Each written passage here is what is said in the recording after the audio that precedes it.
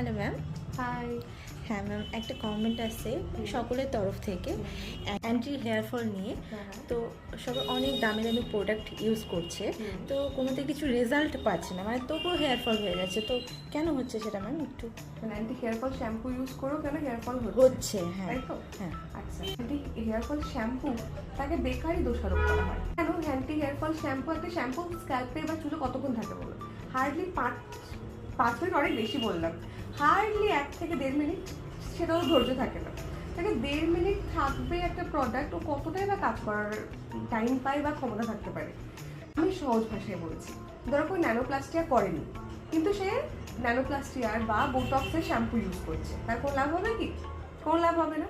Same হচ্ছে anti hair ফল নিয়ে আপনি কোনো ট্রিটমেন্ট বা হেয়ার অয়েল যে ওভারনাইট থাকে, সেরকম কিছু অ্যাকশন না নিয়ে আপনি anti hair fall shampoo use করে যদি এটা এক্সপেক্ট করেন যে চুল পড়া কমে যাবে, তাহলে কিন্তু আপনি আশাহত হবেন।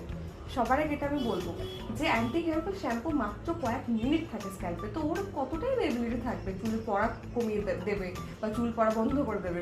তো এটা হয় না। আপনাকে অ্যান্টি হেয়ার ফলের জন্য ঠিকঠাক anti hair fall hair oil choose করতে হবে। সেটা যখন ওভারনাইট থাকে, সে প্রপারলি কাজ করার টাইম পায় বা তার মধ্যে সে ক্ষমতাটা থাকে, সে গিয়ে হেয়ার ফলটা রিডিউস করতে পারে।